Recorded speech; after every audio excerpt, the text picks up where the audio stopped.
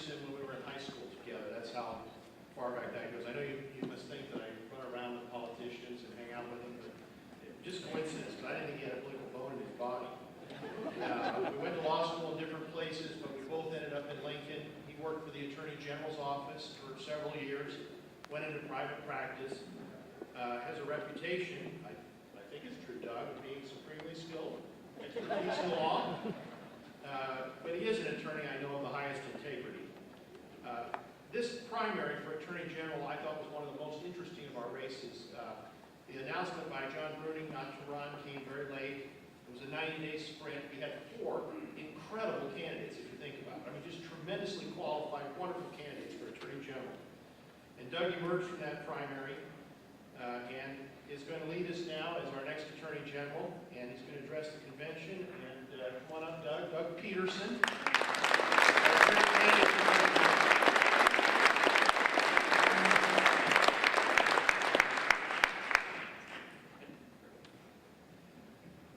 I have to correct the record, JL, very quickly. I'm kind of hurt by this. Actually, JL grew up on Cottonwood, and I grew up on Driftwood in Lincoln, and that goes back to elementary school. And apparently you didn't notice me until high school. But the other thing I want to clarify is JL always dressed in red, white, and blue. In fact, I remember at a pickup football game in Bruce Pirtle, JL walked by in a nice red, white, and blue sweater that kind of excluded him from the football game. But he's always been patriotic, he's always dressed very well. Anyway, I want to, last night JL mentioned the 90-day primary and how we really had to hustle. And I went against, as JL said, 3 excellent people, candidates, Brian Bisher, Mike Hilgers, and Pete Purge. I recently was speaking to the candidate down in Arkansas, and she was telling me about what a bitter Republican primary they had. And I mentioned to Brian last night and to Mike about the fact that in Nebraska, that's not the way this Attorney General's race was run. And I appreciate the quality, and I think it speaks well of them and speaks well of how we do things in Nebraska. In the Attorney General's race, it was very top shelf type of campaign. But one of the things about it is I got all around the state, and it just reaffirmed my love for Nebraskans and what Nebraskans stand for. I got to meet so many people in all corners of the state, and many of them are here today that I've had a chance to talk to last night. But the quality of Nebraskans and the values that we stand for are so important, and they're things that we can take great pride in. It's why we love this state so much. My concern is that we know that these values and what we stand for and our common sense judgment are under attack. And you can feel it as you walk around and as you go around the state and talk to Nebraskans. We have a real concern that our values are subject to attacks from the outside. There are going to be some significant legal battles. We can count on the fact that our constitutional amendment, marriage between a man and a woman, is going to be attacked.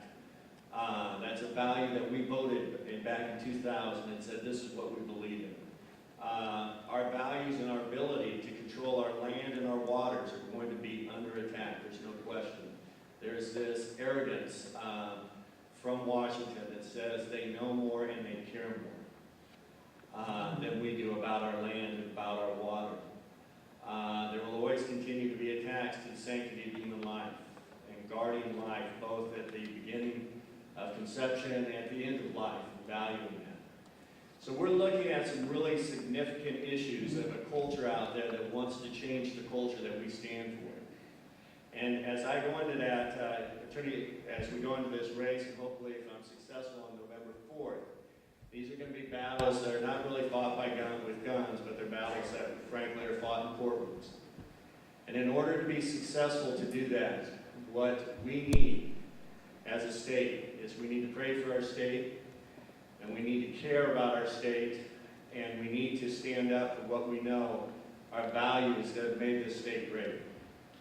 So I ask you, just as in conclusion, I would covet your prayers, covet your vote, frankly, covet your financial support as we prepare to go into this.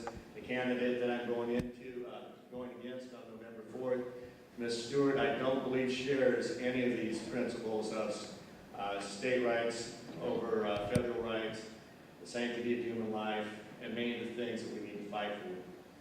So, these are serious times. I can joke around about JL's funny-looking sweater, but the fact of the matter is we're going into serious times for this state, and we need to band together. And I want to thank you for being here, because what it says to me is you as Nebraskans care enough not just to give verbal support, but you get into the action. And you understand that there's things that are worth fighting for and investing your time in. And so thank you for being here, and hope to get to meet a lot of you in the next 8 hours. So thank you.